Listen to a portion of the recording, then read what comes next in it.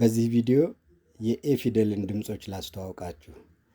ኤ የፊደልነት ስሟ ነው እንጂ ድምጿ አይደለም። ኤ ፊደል በ6 የተለያዩ ድምፆች ትወከላለች። ለምሳሌ about ስንል የምናገኛት ኤ ፊደል እንደ እ ነው የምትነበው about። ሁለተኛ ላይ የምናገኛት ለምሳሌ apple ስንል apple፣ ስለዚህ ያ ሆና ተወክላለች ማለት ነው።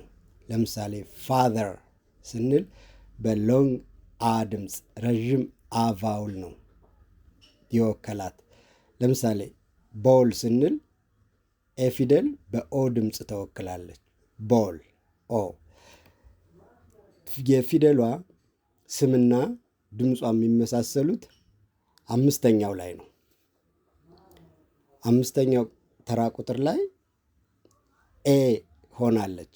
ለምሳሌ ሜኒ ስንል ኤ ፊደል ኤ ድምፅን ይዛ ነው ያገኘናት። 6ኛው ላይ ከ5ኛው ትንሽ ቀየር ያለች ኤ ትመስላለች፣ ግን ዲፍተንግ ነች። ጥምር ቫውል ድምፅ ነው ያላቸው።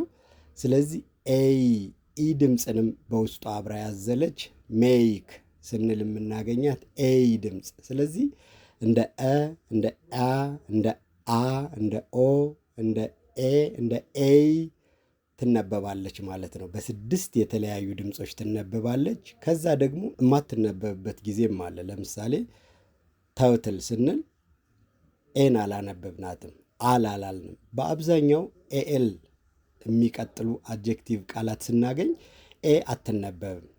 ለምሳሌ እዚህ ጋር እንደምናየው ተውትል፣ ፐርሰናል፣ ሃስፒታል፣ ኢኮኖሚካል፣ ላውክል እንደዚህ እያልን ስናወራ ኤ የመጨረሻዋ ሳይለንት ነች ማለት ነው። ስለዚህ ህፃናትን የምናስተምርበት አብክድ እያልን ስናስተምር ኤ አናት ብሎ በአንድ ድምፅ ብቻ ወክሎ ማስተማር ችግሩ ኤ እነዚህን ሁሉ ድምፆች እየወከለች ስለምትመጣ፣ ለምሳሌ ቦል የሚለው ቃል ላይ ህፃናት ሲያገኙ ባል ብለው እንዲያነቡ ያስገዳቸዋል። ምክንያት ኤን አ ብላችሁ አንብቡ ብለናቸዋል ማለት ነው። ስለዚህ እንደዚህ አይነት ስህተቶችን ለማስቀረት ኤን ከነ ሙሉ ድምፆቿ ማወቅ የተሻለ ነው።